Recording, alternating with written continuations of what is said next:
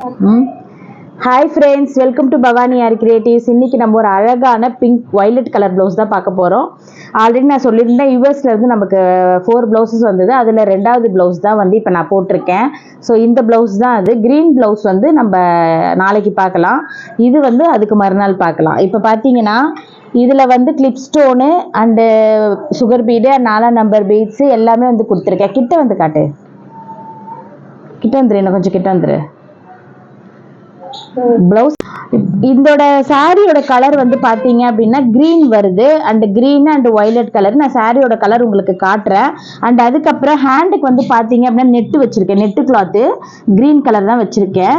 அவங்க வந்து இந்த டிசைன் நம்ம ஆல்ரெடி நம்ம வீடியோவில் பார்த்துருப்போம். ஸோ அதனால் அதே மாதிரி அவங்க அதை பார்த்துட்டு கேட்டதுனால ஒரு ப்ளூ கலர் போட்டிருப்போம் நம்ம பீகாக் க்ரீனில். ஸோ அதை பார்த்து கேட்டதுனால சேம் டிசைன் அவங்களுக்கு நான் பண்ணி கொடுத்துருக்கேன். இப்போ இது ரெண்டுமே முடிச்சாச்சு. அவங்களுக்கு நான் கொரியர் பண்ணணும், மண்டே தான் கொரியர் பண்ண போகிறேன்.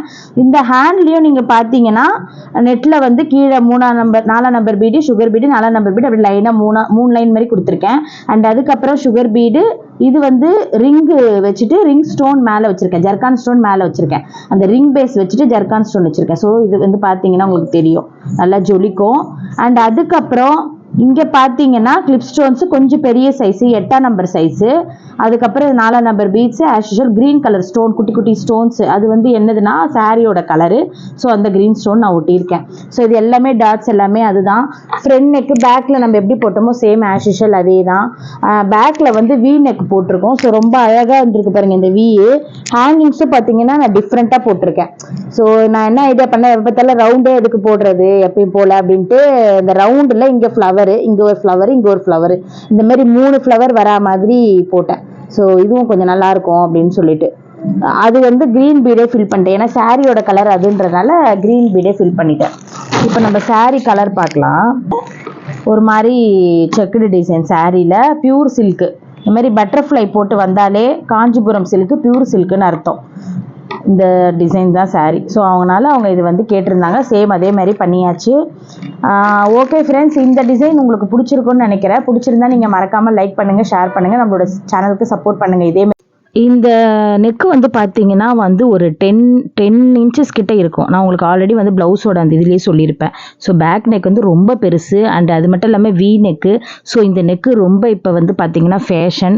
ஸோ இது நிறைய பேர் இப்போ லைக் பண்ணுறாங்க இந்த வி நெக்கு. எனக்கு கூட ரொம்ப பிடிச்சிருந்தது. அதாவது எனக்கு போடும்போதில் இது என்ன நல்லாவே இல்லை, இந்த நெக்கு போய் கஸ்டமர் கேட்டிருக்காங்களே அப்படின்னு நினச்சேன், ஒரு மாதிரி வியாக இருக்கே அப்படின்ட்டு. ஆனால் தச்ச பிறகு அந்த டம்மியில் போடும்போது அந்த வி வந்து அவ்வளோ அழகாக இருந்தது, எனக்கு ரொம்ப பிடிச்சிருந்தது. இப்போ ரீசெண்டாக டெஸ்ட் படத்தில் கூட பார்த்தீங்கன்னா நயன்தாரா வந்து ஃபுல்லாக இந்த நெக்கு வச்சு தான் காட்டன் ப்ளவுஸ் போட்டிருப்பாங்க. ஸோ அது எனக்கு அதுலேயே நான் யோசித்தேன், நல்லா இருக்கே இந்த நெக்கு, நம்ம வந்து வைக்கணும் அப்படின்னு பார்த்தா கடைசியில் அந்த நெக்கு தான் நான் வந்து ஒர்க்குக்கு போட்டிருக்கேன். அதுவே எனக்கு தெரியல. ஸோ இந்த நெக்கு நான் யாருக்குமே வைக்கல, இவங்களுக்கு தான் ஃபஸ்ட்டு வந்து இந்த நெக்கு வச்சு நான் வந்து ப்ளவுஸ் போட்டிருக்கேன். ஏன்னா வி நெக் வந்து நான் ரொம்ப மோஸ்ட்லி வந்து விரும்ப மாட்டேன், ஏன்னா அது நல்லா இருக்காது, ஒரு மாதிரி வியாக இருக்கும் அப்படின்னு நினச்சேன்.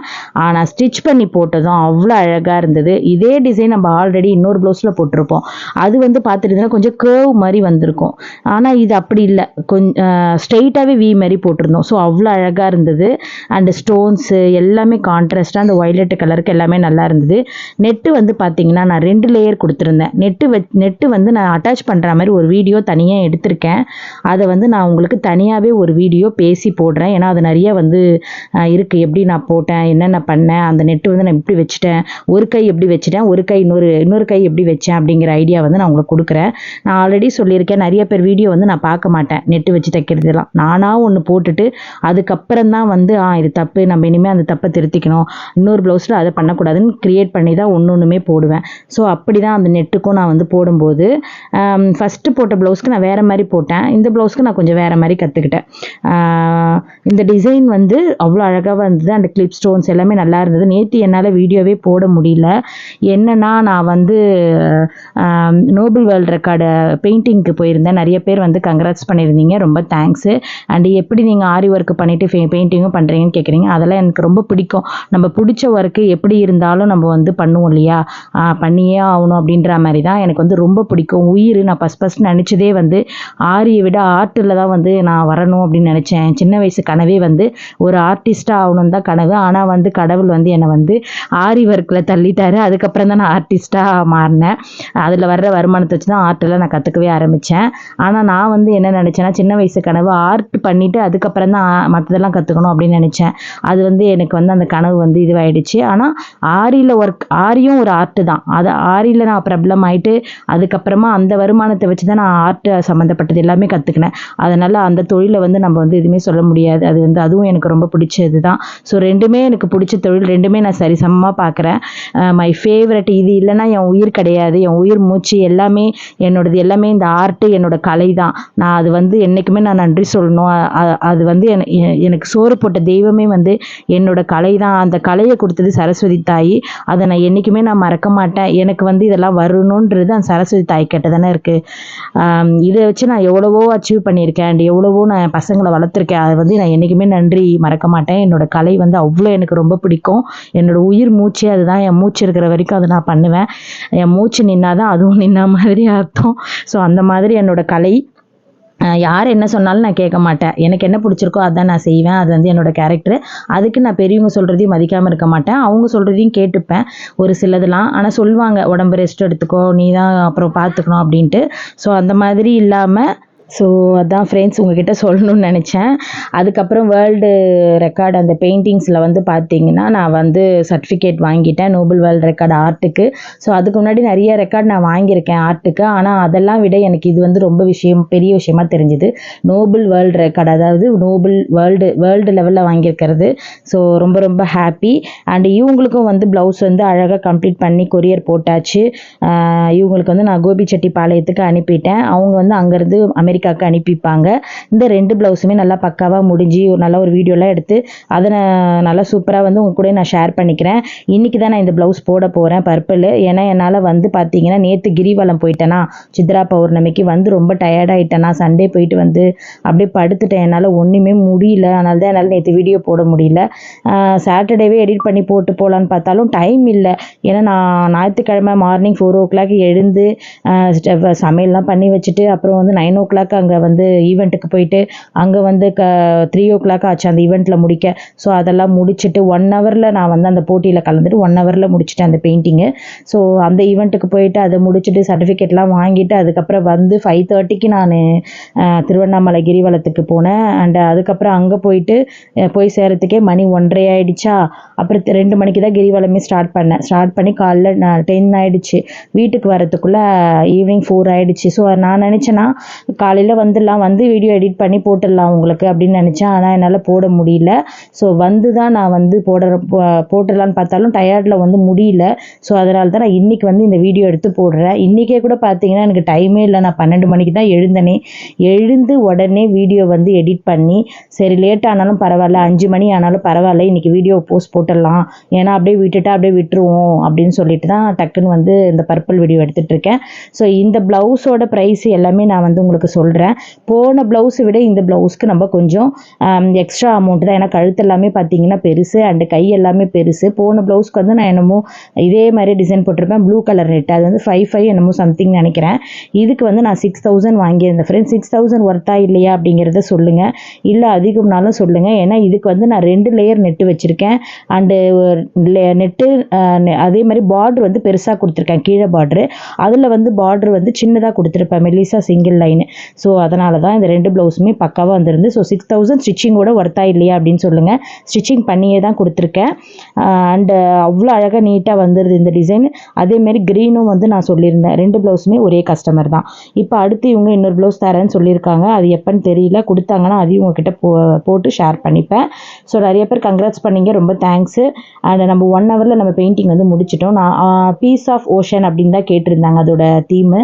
அது வந்து எனக்கு வந்து அது கொஞ்சம் ஈஸியாக இருந்த மாதிரி இருந்தது. சரி அதை நான் சூஸ் பண்ணிக்கிட்டேன். அதனால் அந்த சீனரிஸ் தான் நான் பண்ணேன். அண்டு அதுக்கான டீட்டெயில்ஸ் எல்லாமே வந்து நான் ஒரு வீடியோவாக போடலான்னு இருக்கேன். நான் வீடியோலாம் எடுத்துகிட்டு வந்தேன். அது தனியாக நான் உங்கள் கூட ஒரு வீடியோவில் நான் ஷேர் பண்ணிக்கிறேன். இப்போ வந்து நம்ம ப்ளவுஸ் பார்க்கலாம். அந்த நோபல் வேர்ல்ட் ரெக்கார்டு நான் எப்படி வந்து விருதுநகர் போனனோ அதே மாதிரி இங்கே சென்னையிலேயே இது நடந்தது. அதோட வீடியோ வந்து நான் உங்களுக்கு கூடிய சீக்கிரத்தில் எடிட் பண்ணி அது எப்படின்றது நான் சொல்கிறேன். ஸோ அடுத்த வாட்டி நீங்கள் யாராவது ஆர்டிஸ்ட் இந்த மாதிரி இருப்பீங்க இல்லையா, இப்போ என்னோடய சேனலில் நீங்கள் பார்த்துருப்பீங்க, நீங்களும் வந்து ஆர்டிஸ்ட் ஆகணும், நோபல் வேர்ல்ட் ரெக்கார்ட் ஆகணுன்றது உங்களுக்கு கனவாக இருக்கும். ஸோ அதுக்கு நீங்கள் என்ன காண்டாக்ட் பண்ணுங்கள், நான் வந்து உங்களுக்கு ஐடியா கொடுப்பேன். அதனால தான் நான் வந்து அது தனியாக ஒரு வீடியோவே வந்து நான் போடுறேன். அது வந்து நான் எப்படி போனேன், என்னென்ன பண்ணேன், எல்லா டீட்டெயில்ஸும் நான் அதில் சொல்கிறேன் உங்களுக்கு. இப்போ நம்ம ப்ளவுஸு மட்டும் நம்ம பார்க்கலாம். ஸோ இப்போ இதோட பேக் ஹேங்கிங்ஸ் எல்லாமே நான் உங்களுக்கு சொன்னேன் ஸ்டார்டிங்லேயே, இது வந்து கொஞ்சம் டிஃப்ரெண்ட்டாக போடலாம் அப்படின்னு சொல்லிட்டு அதே மாதிரி எல்லாமே டிஃப்ரெண்ட்டாக போட்டிருக்கேன். ஃப்ரண்ட் நெக் கூட பார்த்தீங்கன்னா 7.5 இன்ச்சுக்கு மேலே இருக்கும் ஃப்ரண்ட் நெக் கூட. ஸோ எல்லாமே வந்து நல்லா பேக்கு கை எல்லாமே ஹைட்டு தான், உடம்பு சுற்றளவு எல்லாமே பெரிய கொஞ்சம் டிசைன்ஸ் தான் இது. ஸோ அதனால தான் ஸ்டிச்சிங்கோடு சேர்த்து நான் இந்த ப்ரைஸ் வாங்கியிருந்தேன் ஃப்ரெண்ட். ஓகேவான்றது சொல்லுங்கள். வேறு எதுனா உங்களுக்கு டவுட் இருந்தாலும் கேளுங்க. அதுக்கப்புறம் ஒரு சிஸ்டர் பிரிண்ட் போட்டிங்கன்னா கலைக்க முடியல அப்படின்னு சொல்லியிருந்தீங்க. நிஜமாலுமே சொல்கிறேன், அது கொஞ்சம் கஷ்டம். நீங்கள் போடும்போதே பிரிண்ட் வந்து பார்த்து உசாராக போடுங்க. இல்லைனா இங்கு லப்பர் வச்சு தான் நான் அழைப்பேன். ரொம்ப சாஃப்ட் சில்காக இருந்தால் இங்கு லப்பர் வச்சு அழைச்சாலும் போகாது ஃப்ரெண்ட்ஸ். ஸோ அது நீங்கள் பார்த்துக்கோங்க. எனக்கு தெரிஞ்சு நீங்கள் வந்து பிரிண்ட் போடும்போது உஷாராக பார்த்து போட்டிங்கனாலே நல்லாயிருக்கும். இல்லைனா ரொம்ப கஷ்டப்படுவீங்க. இப்போ ரொம்ப சாஃப்ட் சில்க்லாம் வந்தால் நீங்கள் கெரோசின் வச்சு அழிச்சா கூட அது வந்து போகாது. அப்படி இல்லைன்னா நீங்கள் என்ன பண்ணணும்னா நெயில் பாலிஷ் ரிமூவர்னு ஒன்று இருக்குல்ல, அதை வச்சு நீங்கள் அழிக்கலாம். அப்படி இல்லைனா வைப்ஸ் தெரியுமா, இந்த குழந்தைங்களாம் டாய்லெட் போனால் யூஸ் பண்ணுவோமே வைப்ஸு, ஸோ அந்த வைப்ஸ் வச்சு தொடச்சி பாருங்கள், அதுலேயும் போயிடுது.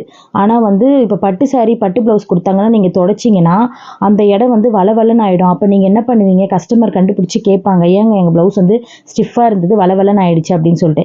சில்க் காட்டன்னா நீங்கள் தப்பிக்கலாம், பியூர் பட்டாக இருந்தால் என்ன பண்ணுவீங்க. ஸோ அதனால் பிரிண்ட்டு போடும்போது உஷாராக பார்த்து போடுங்க, அதுதான் ரொம்ப பெஸ்ட்டு. இப்போ சில்க் காட்டனா நம்ம என்ன வேணாலும் பண்ணலாம், ஆனால் பியூர் பட்டில் நீங்கள் பண்ண முடியாது. அதனால தான் நான் வந்து இத்தனை வாட்டி சொல்கிறேன், நீங்கள் ட்ராயிங் பண்ணும்போது உஷாராக பார்த்து பண்ணுங்கள். சில்க் காட்டனாக இருந்தால் நீங்கள் வைப்ஸோ இல்லை லப்பர் வச்சோ நீங்கள் அழிச்சா கூட போயிடும், பட்டாக இருந்தால் போகாது. ஓகேவா ஃப்ரெண்ட்ஸ். ஸோ நீங்கள் போடும்போது பண்ணுங்கள், அதேமாதிரி லைட்டாக போடுங்க, ரொம்ப டார்க்காக போட்டு திட்டுன்னு தீட்டாதீங்க. ஸோ நானே வந்து எங்கள் டெய்லர் வந்து டிசி மார்க் போட்டாலே டிசி மார்க் போட்ட இடத்துல தைக்காத கொஞ்சம் தள்ளி தைச்சிருவாங்க. நானே அவங்கள கேட்பேன், ஏன்ப்பா அப்படி வரையாதப்பா, அந்த டிசி வந்து போக மாட்டேங்குது, அப்படி தொடச்சா என்ன ஆகுது, அப்படி தொடச்சா வந்து கரையாகுதுப்பா அப்படின்னு சொல்லுவேன். அவங்க வந்து எனக்கு லைட்டாக தான் போட்டு தருவாங்க. ஸோ அதனால் நீங்கள் பார்த்து பண்ணுங்கள் ஃப்ரெண்ட்ஸ். ஓகேவா. ஓகே ஃப்ரெண்ட்ஸ், நாளைக்கு இன்னொரு சூப்பரான ப்ளவுஸோடு உங்களை சந்திக்கிறேன். பாய் பாய். இப்போ இந்த மாதம் வந்து இந்த மாதம் இல்லாமல் அடுத்த மாதத்துக்கு ஆர்டர் இப்போவே வந்துருச்சு. ஒரு 7-8 ப்ளவுஸ் வந்திருக்கு. ஸோ எல்லாமே ஒன்று ஒன்றா போட்டுட்ருக்கோம். நம்ம வெள்ளிக்கிழமையே பார்த்தீங்கன்னா 4 ப்ளவுஸ் கொடுக்கணும். ஸோ எல்லாமே போட்டுட்ருக்கேன். Okay bye. நாளைக்கு ஒரு சூப்பரான சந்திக்கலாம்.